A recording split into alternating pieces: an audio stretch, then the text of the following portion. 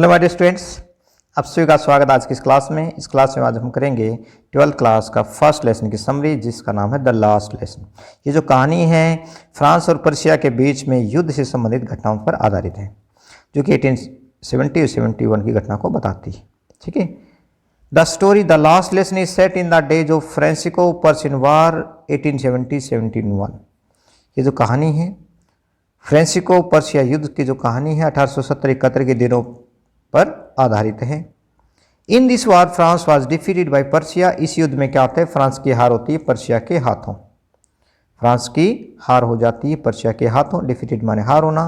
The two district of France के दो district जिनके नाम Alsace and Lorraine passed into the hands of Persian, मतलब पर्शिया के हाथों में चले जाते हैं। An order came from Berlin, एक बर्लिन से आदेश आता है। Only German language would be taught in the schools of Alsace and Lorraine. क्या आदेश पारित किया गया कि अल्सेस और लॉरेन के स्कूलों में केवल जर्मन भाषा ही सिखाई जाएगी। ठीक है। पर्शियन जो देश थे उस समय, उसमें फ्रांस, पोलैंड और ऑस्ट्रिया का कुछ हिस्सा भी शामिल था, इसलिए फ्रांस का विशेष प्रभाव था, इसलिए फ्रांसीसी भाषा को यहाँ पर थोप दिया गया है। ठीक है। French was late. जो कहानी जब शुरू होती है तो हमने देखा कि फ्रेंच जो है इस कहानी का मुख्य पात्र है, नैरेटर ऑफ द स्टोरी है, इस कहानी का वर्णन करता है। फ्रेंच नामक जो लड़का है वह घर से स्कूल की तरफ जा रहा है और उसको स्कूल जाने में देरी हो जाती है, स्कूल से वो लेट हो गया है। इसके अलावा उसकी टीचर ने उसे जो होमवर्क दिया था वह भी इसने नहीं किया, इसलिए स्कूल जाने से घबरा रहा है। ठीक है।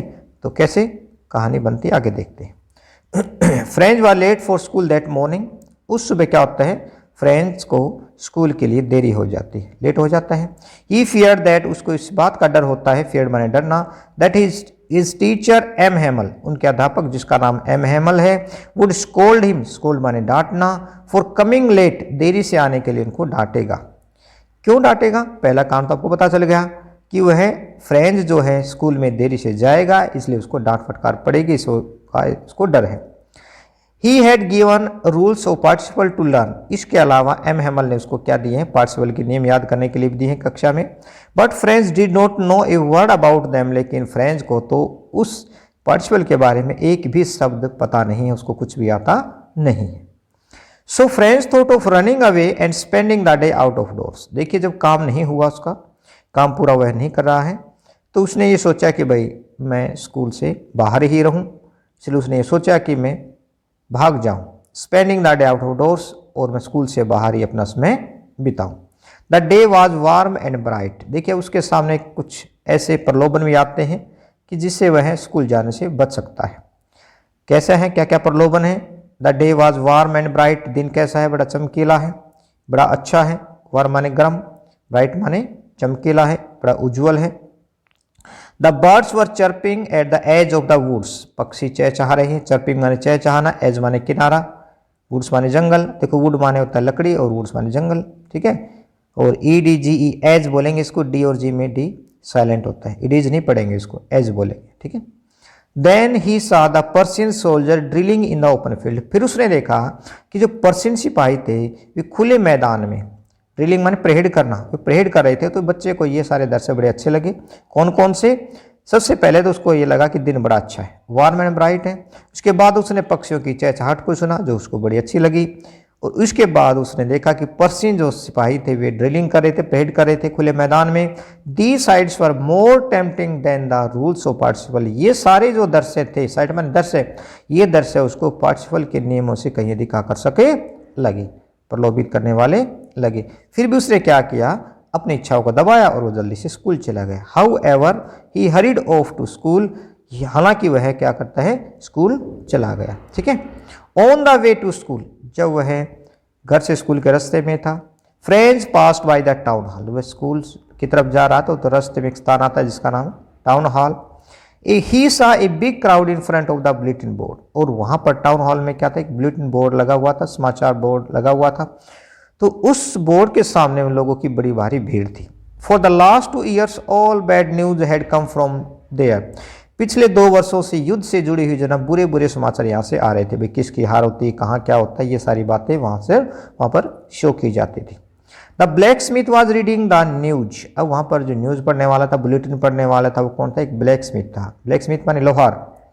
ही सैड फ्रेंच, उसने फ्रेंच को पुकारा, कहा don't go so fast boy या bub, you will get to school in plenty of time, अरे तुम्हें स्कूल जाने में तभी काफ़ी समय बचा हुआ है।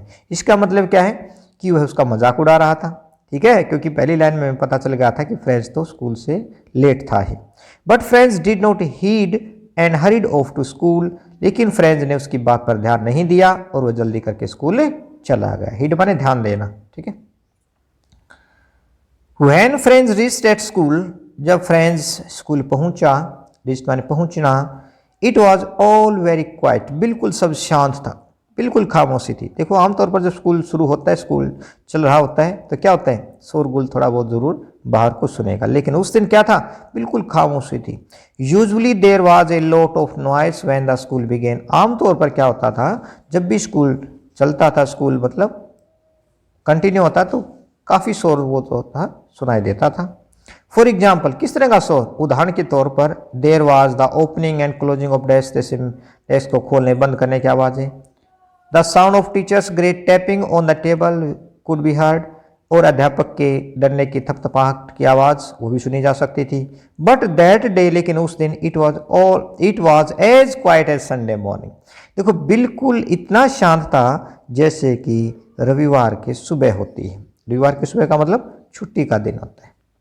French open the door and went in, अब फ्रेंच देखो लेट तो था, धीरे से वह अंदर जाने की कोशिश करता है और फ्रेंच ने दरवाजा खोला, अंदर गया।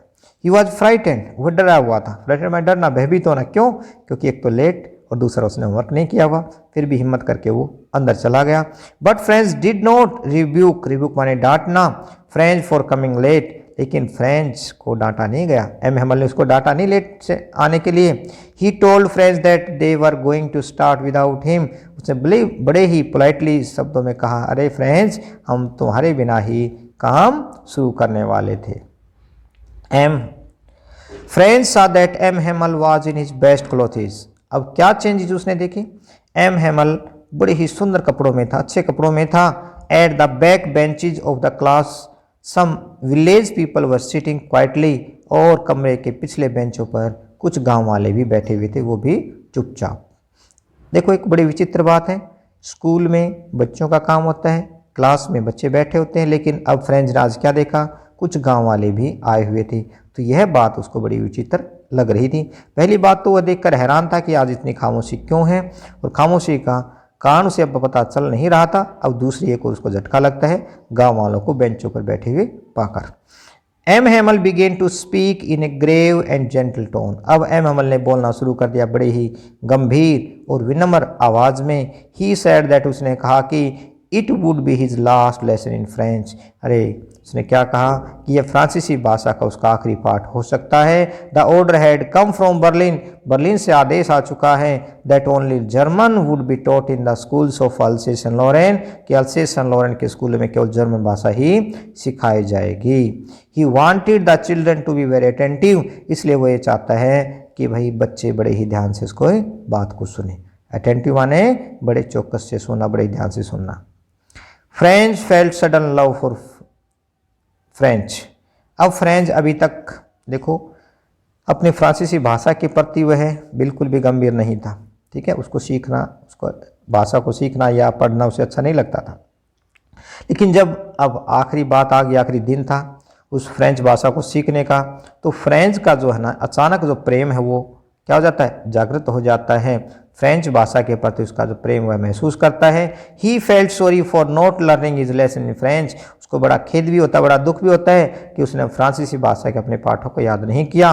He never liked his books, अपनी किताबों को वह कभी पसंद नहीं करता था। But now he felt A fascination for them, fascination माने आकर्षण, लेकिन आज वह उनके प्रति आकर्षण महसूस कर रहा था। ही even started liking M Hemal, और यहाँ तक कि वह एम हेमल को भी पसंद करने लग गया था।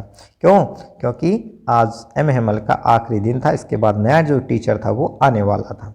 ही फॉरगॉट, फॉरगेट की जगह फॉरगॉट का देना ओ बना देना इसका, ठीक है।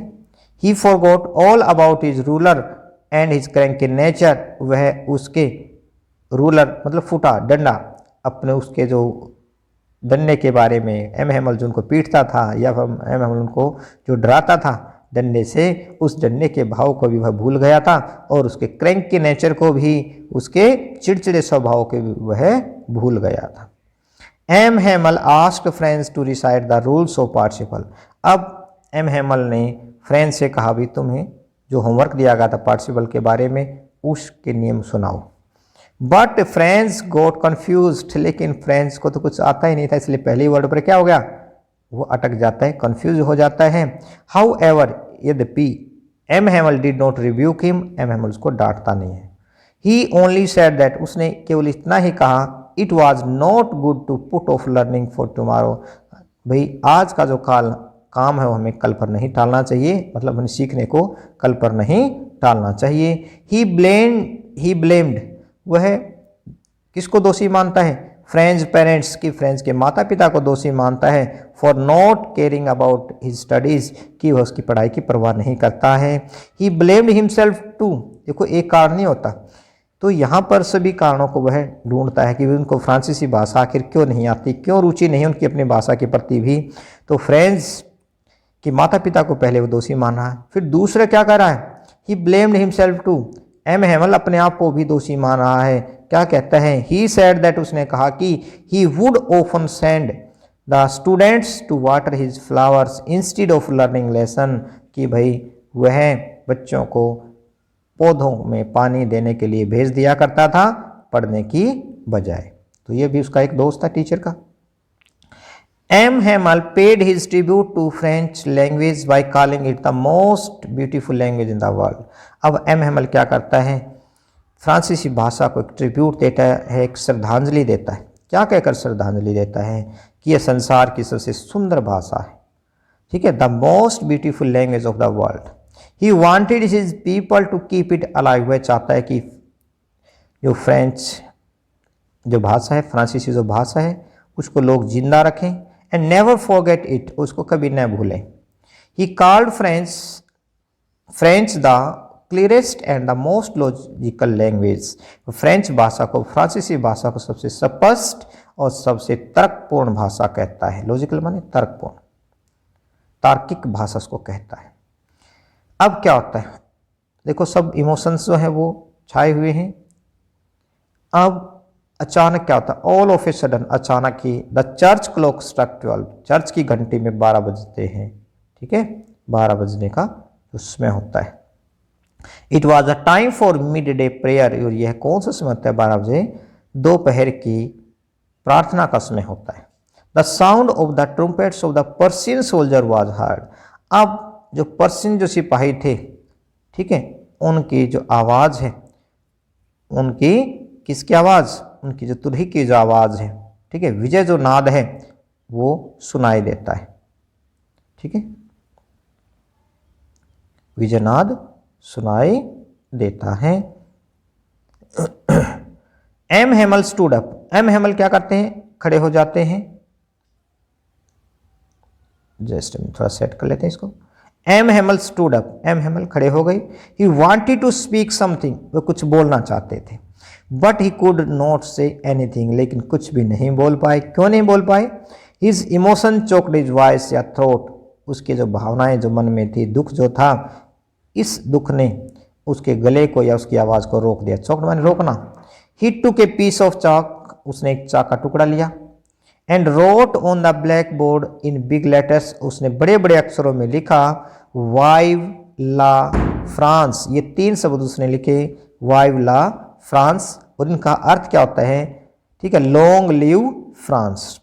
Then he made a gesture, फिर उसने एक संकेत किया क्लास को। स्कूल इज डिसमिस्ड, क्योंकि कुछ बोल नहीं पा रहा था, केवल संकेत के माध्यम से, संकेत से उसने क्या कहा, school is dismiss, you may go now, उसने खड़े होकर ये कहा कि स्कूल जो है आज के लिए बर्खास्त किया जाता है और तुम तुम घर जा सकते हो। तो ये थी कहानी हमारी, जो कि फ्रांस और पर्शिया के बीच में युद्ध से जुड़ी हुई घटना से थी, ठीक है। तो नेक्स्ट जो वीडियोज़ में हम इससे संबंधित जो है क्वेश्चन भी करेंगे। तब तक आप इसको नोट डाउन करें।